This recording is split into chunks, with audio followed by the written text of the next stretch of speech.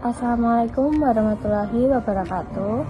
Halo teman-teman, perkenalkan nama saya Nina Nur Aisyah dengan NIM 2452000094. Saya dari program studi Pendidikan Guru Sekolah Dasar kelas 4C.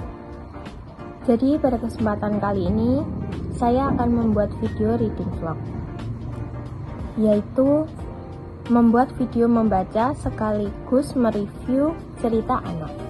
Jadi cerita yang saya pilih adalah cerita rakyat yang sangat terkenal, yaitu Kancil Mencuri Mentimun. Kenapa saya memilih cerita ini?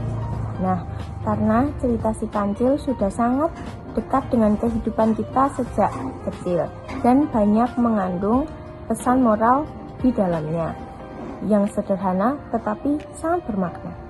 Yuk langsung saja kita mulai bagian pertama, yaitu ringkasan cerita. Pada suatu hari, hiduplah seekor kancil yang dikenal sebagai hewan yang sangat cerdik. Namun, di balik kecerdikannya, kancil juga memiliki sifat yang kurang baik, yaitu suka mencuri. Suatu ketika, si kancil merasa sangat lapar. Ia berjalan-jalan di hutan untuk mencari makanan. Akan tetapi, ia tidak menemukan apapun.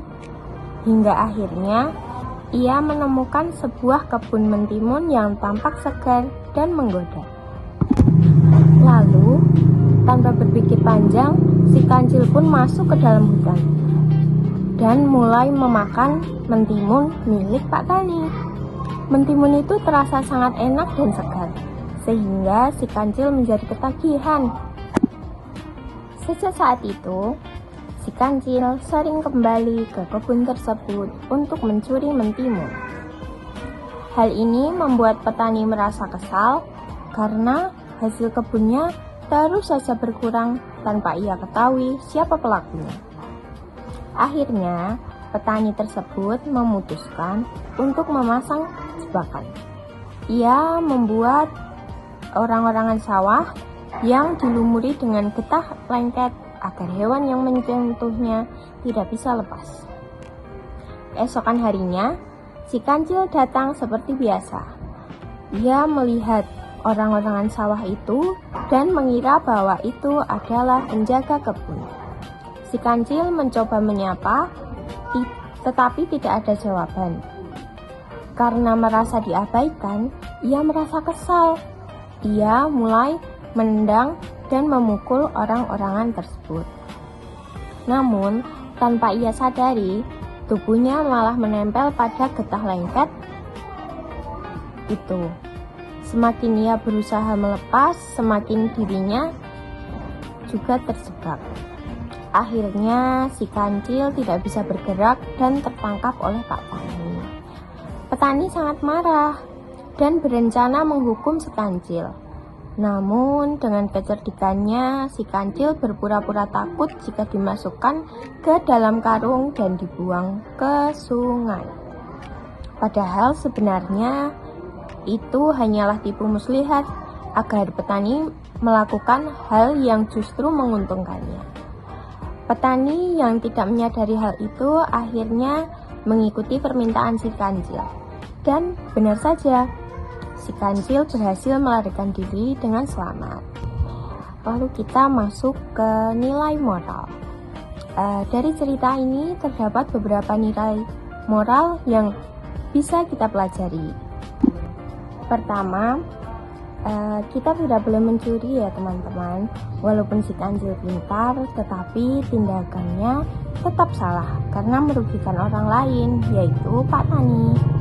Yang kedua, setiap perbuatan pasti ada konsekuensinya. Perbuatan si kancil akhirnya membuatnya terperangkap dan hampir mendapatkan hukuman. Yang ketiga, cerdik juga harus digunakan untuk hal baik. Si kancil memang cerdas, tetapi kecerdasannya digunakan untuk menipu, sehingga menjadi contoh yang kurang baik. Lalu yang keempat adalah kejujuran lebih penting daripada kepintaran. Menjadi jujur akan membuat kita dipercayai oleh orang lain. Dibandingkan hanya mengandalkan kecerdikan untuk berbuat curang atau menipu orang lain. Lalu yang kelima ataupun yang terakhir, jangan mudah tertipu. Petani dalam cerita ini bisa menjadi pelajaran bagi kita agar kita tidak mudah percaya tanpa berpikir terlebih dahulu. Lalu yang ketiga yaitu strategi membaca. Dalam membaca cerita ini saya menggunakan beberapa strategi membaca agar lebih bisa memahami isi cerita. Yang pertama, saya membaca dengan menyaring. Saya membaca dengan mendengar suara yang jelas agar bisa memahami alur cerita sekaligus melatih ekspresi dan intonasi. Kedua yaitu membuat prediksi.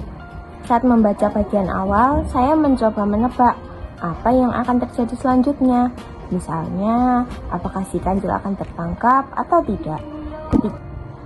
Ketiga, memahami unsur cerita.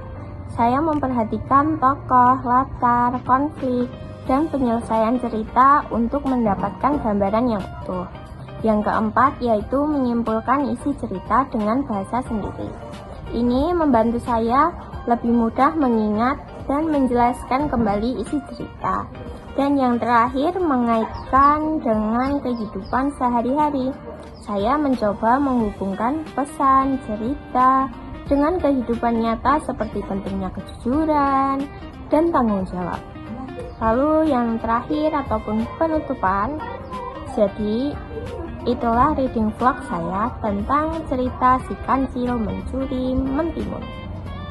Nah, menurut saya cerita ini sangat menarik karena sederhana, mudah dipahami, dan penuh dengan pesan moral yang penting, terutama untuk anak-anak. Semoga video ini bisa bermanfaat dan menambah pemahaman kita tentang pentingnya berperilaku jujur dan tidak merugikan orang lain. Terima kasih sudah menonton. Sekian, wassalamualaikum warahmatullahi wabarakatuh. See you. Sampai jumpa di video berikutnya ya teman-teman.